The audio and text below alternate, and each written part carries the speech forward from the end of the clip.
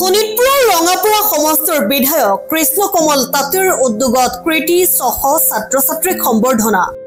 শোণিতপুৰৰ ৰঙাপুৰা সমষ্টিৰ বিধায়ক কৃষ্ণ কমল তাঁতীৰ উদ্যোগত আৰু যুৱ মৰ্চাৰ ৰঙাপুৰা সমষ্টিৰ সহযোগত আজি ফুলবাৰী প্ৰেক্ষাগৃহত অনুষ্ঠিত হোৱা বৃহৎ ৰাজহুৱা সভাৰ জৰিয়তে সদ্য ঘোষিত হাইস্কুল শিক্ষান্ত আৰু উচ্চতৰ মাধ্যমিক পৰীক্ষাত শিক্ষাৰ্থীৰে প্ৰথম বিভাগত উত্তীৰ্ণ হোৱা সমষ্টিটোৰ প্ৰায় 600 কৃতি ছাত্ৰ-ছাত্ৰীসকলক সম্বৰ্ধনা জনোৱা হয়।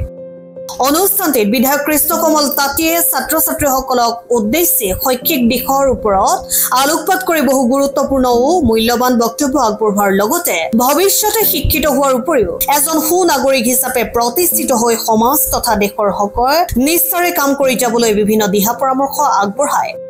সমষ্টিটোৰ 6 শতাধিক ছাত্ৰ-ছাত্ৰীক ফুলাম গামোচা, সম্বৰ্ধনা পত্ৰ, ফাইল আৰু গছ পুলিৰে সম্বৰ্ধনা জনোৱা হয়। হয়, আজি ৰঙাপাৰা সমষ্টিৰ প্ৰায় 600 গৰাকী কৃতি ছাত্ৰ-ছাত্ৰীক আচলতে আজি আমি ইয়াত অভিনন্দন অনুষ্ঠান অনুষ্ঠিত কৰিছোঁ। হাইস্কুল শিক্ষান্ত পৰীক্ষাত আৰু উচ্চতৰ মাধ্যমিক শিক্ষান্ত পৰীক্ষাত যিসকলে ভাল ফলাফল দেখাবলৈ কাৰণে সক্ষম হৈছিল আমাৰ ৰঙাপাৰা সমষ্টিৰ, তেওঁলোকক আজি আহি পেলাই ইয়াতে আমি অভিনন্দন জনাইছোঁ। বিশেষ কৰি আমি দেখিবলৈ পাইছোঁ পূৰ্বৰে পৰা আচলতে ৰঙাপাৰা সমষ্টিৰ আচলতে চাৰিওকাষে চাহ বাগিচাৰে ভৰি আছে আৰু এই অঞ্চলটো আচলতে শিক্ষাৰ ক্ষেত্ৰত পিছ পৰি আছিল আৰু আমি এই শৈক্ষিক দিশত উত্তৰণৰ কাৰণে আমি যথেষ্টখিনি চেষ্টা কৰিছোঁ। চৰকাৰখনো বাগিচাত বিশেষকৈ শিক্ষাক উন্নীতকৰণ কৰিবৰ বাবে হাইস্কুলৰ ব্যৱস্থা কৰা হৈছে বা হাইস্কুল ব্যৱস্থা কৰিছে আৰু সেই কাৰণে আচলতে বিশেষকৈ যিসকল আমাৰ ছাত্ৰ-ছাত্ৰী আছে তেওঁলোকক যাতে আমি উৎসাহিত কৰিব পাৰোঁ শিক্ষাৰ ক্ষেত্ৰত, তাৰ কাৰণে এই অভিনন্দন অনুষ্ঠানটো আমি বিগত বছৰটো আমি অনুষ্ঠিত কৰিছিলোঁ, এই বছৰো আমি অনুষ্ঠিত কৰিছোঁ। আৰু এই বছৰত আমি দেখিবলৈ পাইছোঁ প্ৰায় 600 গৰাকী ছাত্ৰ-ছাত্ৰীয়ে যিসকলে প্ৰথম বিভাগত উত্তীৰ্ণ হৈছে তেওঁলোকক আমি সম্বৰ্ধনা জনাইছোঁ।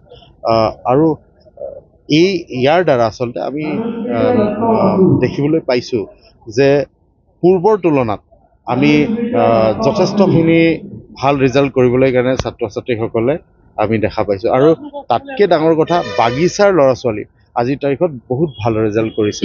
এইখন চাহ বাগিচা ফুলবাৰী চাহ বাগিচাতে উল্লেখ কৰিব লাগিব। এজন ছাত্ৰ তেখেতে মেট্ৰিকতো 94% পাইছিল, উচ্চতৰ মাধ্যমিক পৰীক্ষাটো যোৱা বছৰ তেখেতে 94% পাবলৈ কাৰণে সক্ষম হৈছিল। তেখেতকো আমি সম্বৰ্ধনা জনাইছিলোঁ। এতিয়া পাটানী ইউনিভাৰ্চিটিত তেখেতে অধ্যয়ন কৰি আছে। এইবাৰো আমি তেনেকুৱা ধৰণৰ ভাল ৰিজাল্ট পোৱা আমি ছাত্ৰ-ছাত্ৰীসকলক পাইছোঁ।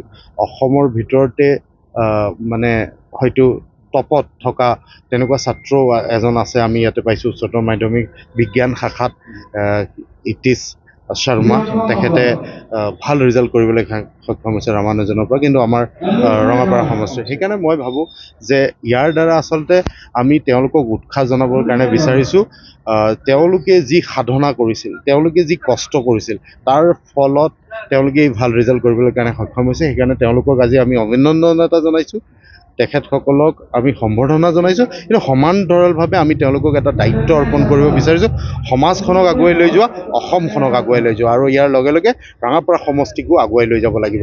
আৰু আমি ৰঙাপাৰাৰ পৰা এনেকুৱা কিছু মানৱ সম্পদ আমি ইয়াৰ পৰা ওলোৱাটো বিচাৰিছোঁ যাতে তেওঁলোকে গৈ পেলাই ৰঙাপাৰাক সঁচাকৈ এটা গৌৰৱৰ যাতে আমাক এটা সম্বল দিয়ে, তাৰ কাৰণে আমি এই ব্যৱস্থাটো কৰিছোঁ।